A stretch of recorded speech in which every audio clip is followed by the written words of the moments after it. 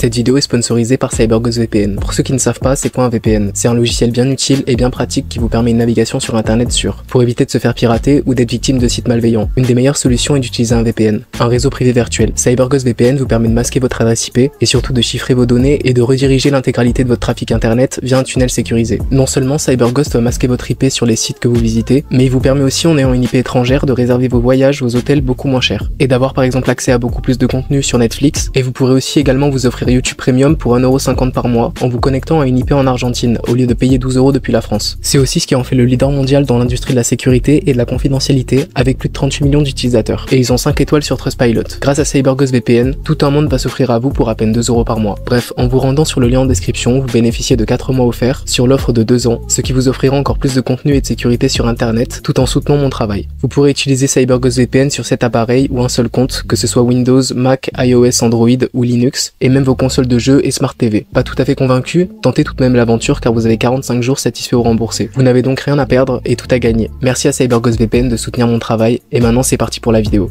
Vous savez que je n'ai pas l'habitude de repasser sur le même sujet plusieurs fois d'affilée, mais certains sujets que j'ai abordés au début de ma chaîne méritent d'être plus approfondis. Donc ce que vous allez voir, c'est une nouvelle version de cette vidéo, mais cette fois-ci on va aborder le sujet d'une manière différente. Adé Laurent est né en mai 1994. Pour ceux que ça intéresse, il tient des origines italiennes de son père et françaises de sa mère. On n'a pas beaucoup d'infos sur son enfance. On sait qu'en cours il suivra un parcours assez classique en faisant un bac général qu'il obtiendra. À cette période de sa vie, qui était logiquement en 2013-2014, il était déjà très passionné par le sport, en particulier par le basket qu'il pratiquait au niveau, et évidemment aussi par la musculation. Juste après l'obtention de son bac, il partira pour les États-Unis où il jouera à fond au basket, toujours à haut niveau. Mais ce qui va le faire revenir en France, c'est le fait qu'obtenir une bourse aux États-Unis soit très compliqué.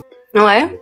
Et après je suis revenu parce que là-bas pour avoir une bourse, c'est soit t'es le meilleur de l'État, soit t'es un prospect de ouf en France, soit t'es un des meilleurs, ou soit si t'es pas le meilleur, t'as 20 de moyenne. T'as 20 de moyenne. Et du coup j'étais pas le meilleur à l'école, j'étais pas non plus le meilleur au basket. Suite à ça, il reviendra en France et ira dans une école de commerce. En 2016, il fait ses premiers pas dans le monde de la télé-réalité et participera à cette émission. Oh vas-y, mettez-vous en garde à vous là. Ça fait 3 fois, fais pas le fou, ouais. Adé avait une personnalité que le public trouvait plus intéressante que certains candidats, donc il attira pas mal l'attention. Tout ça lui offrira pas mal d'opportunités et il participera à pas mal de télé-réalité. En 2017, avec la visibilité qu'il gagne grâce à ses diverses émissions, il s'est mis à proposer un programme de remise en forme pour se faire un peu d'argent. Faut aussi savoir que même pendant qu'il participe à de nombreuses émissions, il était toujours en école de commerce et quand il faisait de la télé-réalité, c'était toujours pendant les vacances d'été. En 2020, il participe à sa dernière émission. Ensuite, il va finir par se concentrer sur les réseaux sociaux, surtout sur TikTok où il est très actif et a commencé à faire beaucoup de live. De là, il va réussir à se construire une vraie communauté. Vers cette période, il retournera aux États-Unis où il va commencer la pornographie. Et pour ceux qui se demanderaient quel a été son déclic, voici la raison qui lui a fait mettre un pied dans ce milieu. Qu'est-ce qui t'a donné envie de foudroyer à ce point-là, Adé Laurent? Putain. Les parents qui regardent, frère. T'es relou. Oh, ils vont pas regarder. Ils vont pas regarder.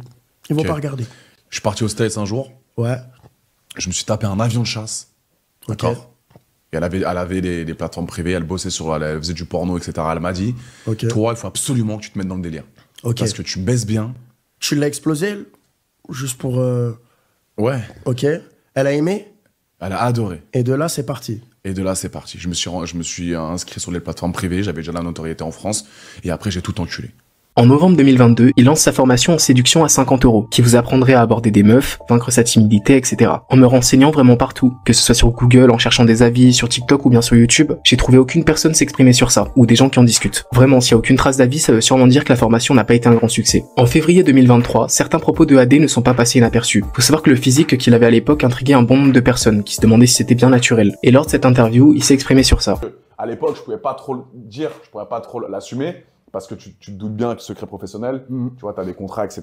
Et quand tu fais quand tu es en collaboration avec des marques, t'es pas dans l'obligation de parler justement de tes produits.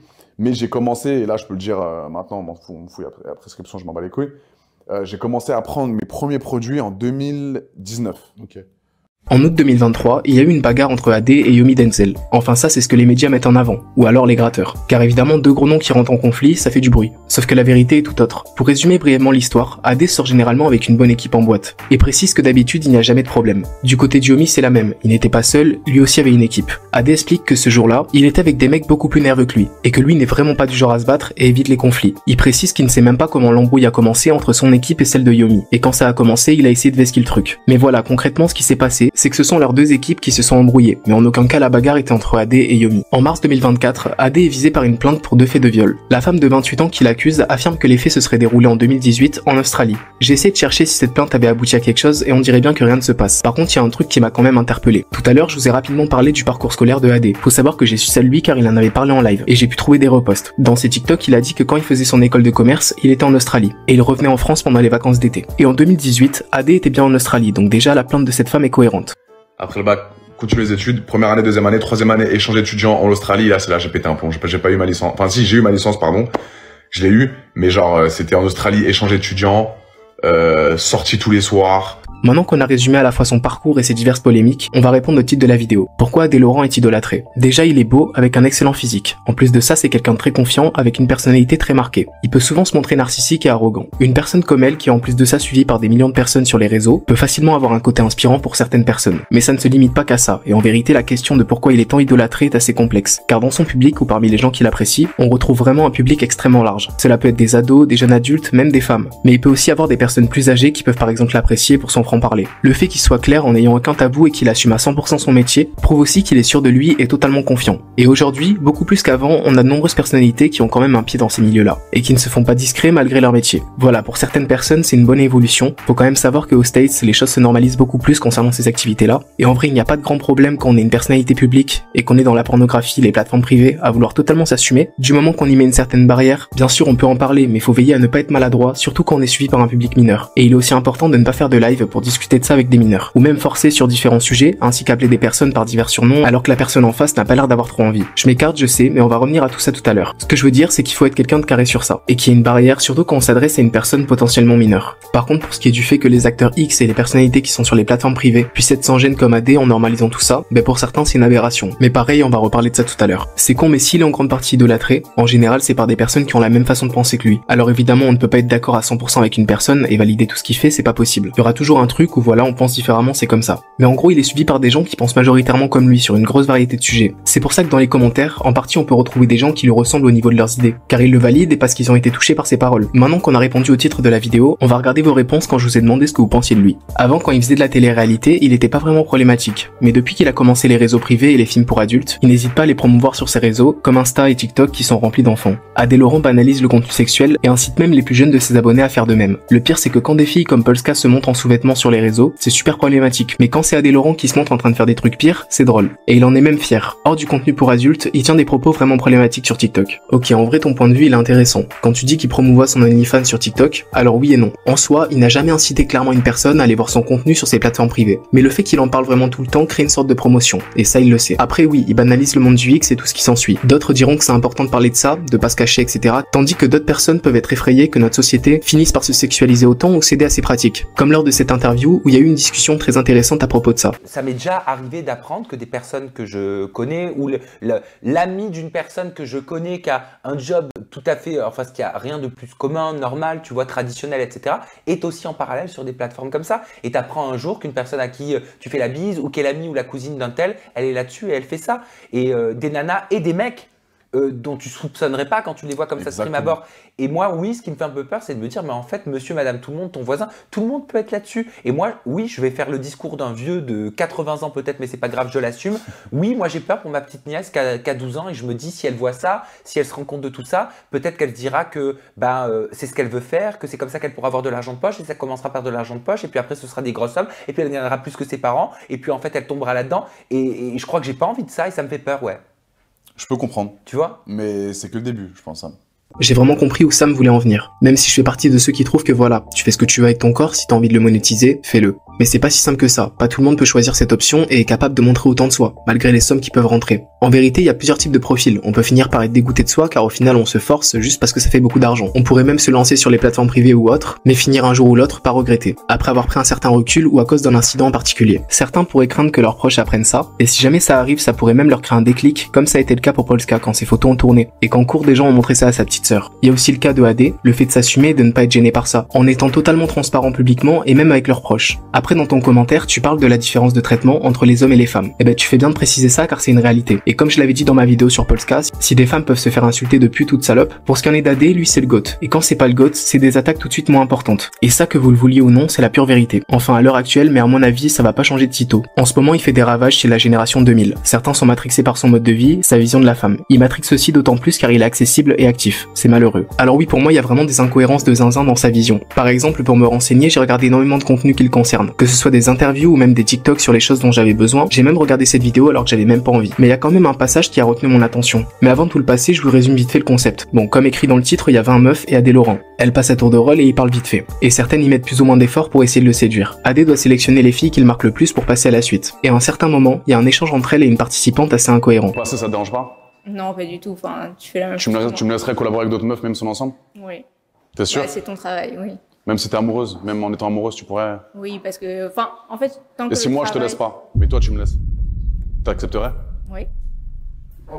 Lui peut aller voir ailleurs et elle non alors qu'ils sont dans le même milieu. Je trouve ça un peu con perso, ou à moins que j'ai mal compris. Après en regardant une interview où il parle de ça sérieusement, il dit qu'il ne veut pas une meuf qui lui mette des barrières, car il veut encore continuer son activité. Sauf qu'à l'heure actuelle, il cherche une femme qui pourrait aimer et accepter son métier. Mais lui ne serait pas capable que sa femme fasse pareil. Il sait que ses critères sont compliqués à trouver, après voilà, c'est ce qu'il cherche à l'heure actuelle. Mais vas-y, je vois ce que tu veux dire par là. Quand tu dis que dans notre génération, il va créer beaucoup trop de matrixage auprès des plus jeunes qui vont sûrement risquer de développer une façon de penser similaire. Et les gens qui pourraient être influencés par lui pourraient fonctionner bizarrement, en ayant un couple random. Genre moi je suis l'homme, je peux te tromper, et toi t'es la femme, tu vas pas voir ailleurs. Toi, t'as le droit de tromper, pas elle? C'est quoi cette question, Adé Laurent? Elle me trompe. Donc, je sors avec une meuf, elle me trompe. Non, mais derrière celle-là, mais c'est impossible, frère. Déjà, aucune meuf ne va me tromper. Parce que je suis trop riche. Ok. Beau. Ok. Célèbre. Ok. Charismatique. D'accord. Intelligent. Ouais.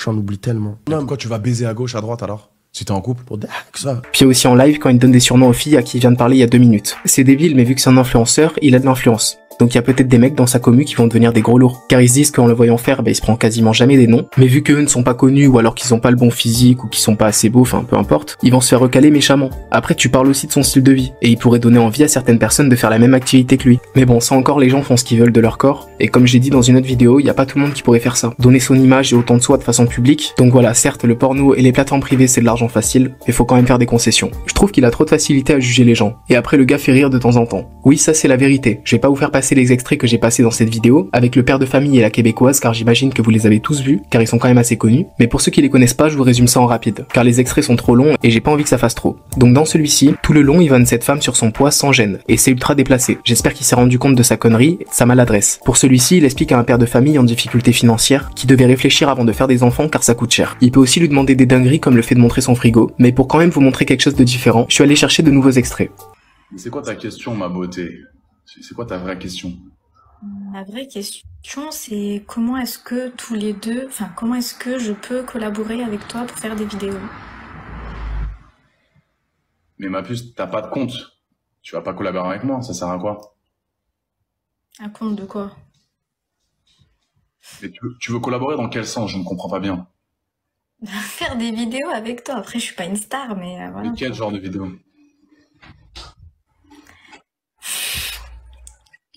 Des vidéos. Ok. Un autre concept. D'accord? Mais je fais ce que j'aime, non? Oui, c'est ok. Mais je te jure, s'il y a trop de gens comme toi, la fin du monde elle va être très très proche. Je te dis la vérité. Mais t'as bien une tête de prostituée, toi, on t'a rien dit. T'as bien un visage de prostituée, mais on te dit rien.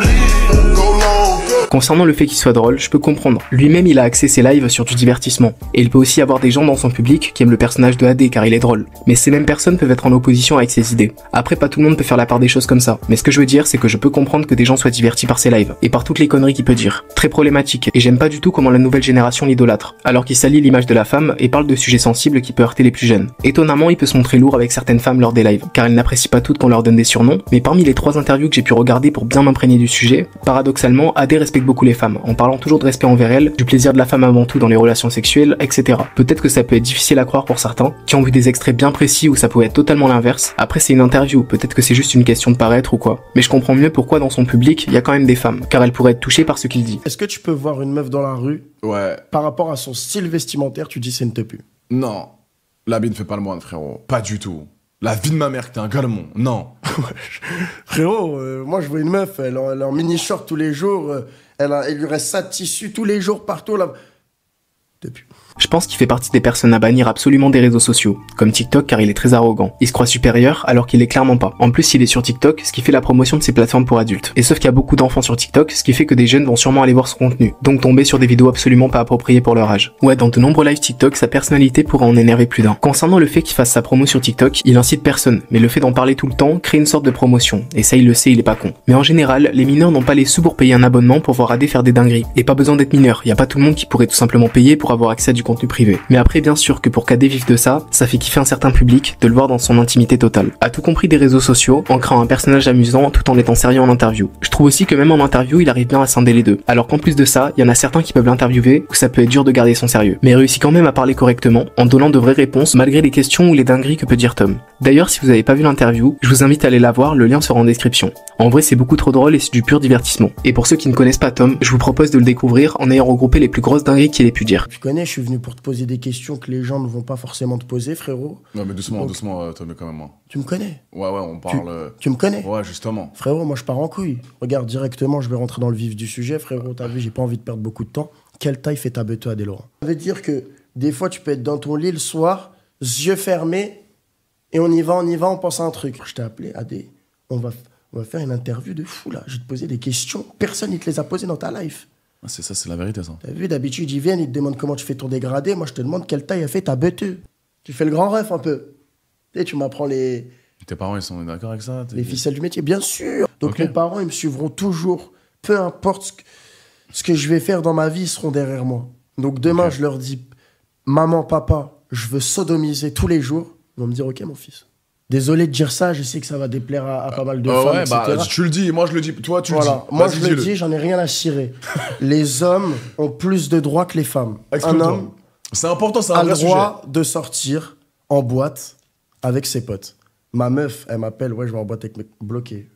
sujet. Frérot, tu vis plus au Moyen-Âge? Elle a pas le droit de s'amuser avec ses copines? Mais tu vas pas en boîte sans moi. Tu fais pas des trucs comme ça sans moi. Et toi, tu vas sans elle? Bien sûr. Je suis un homme, frérot. T'as vu l'homme? C'est lui, il a les couilles. C'est lui, frérot, qui s'occupe de ramener à manger, qui s'occupe de lui payer un loyer, qui s'occupe de lui mettre un gosse dans le bide. Sans l'homme, elle a rien. Par contre, sans la femme, on a. Il y a des meufs, sans moi, elles sont rien. C'est sans moi, elles sont rien. Par contre, sans ces meufs, je suis tout, tu vois. Je pense que l'homme a plus de droits dans un couple qu'une femme. Et même une femme un peu ouverte d'esprit, elle te dira la même chose que moi, frérot. C'est pas une meuf, elle sort, tu la vois, elle est en croque-top de partout dans la ville. Mais elle a le droit, elle a le droit. Je m'en bats les couilles, elle a pas le droit, frérot. T'as vu, c'est soit tu sors avec un trou du cul, il a pas un, il travaille à Jiffy, et tu le fais fâcher.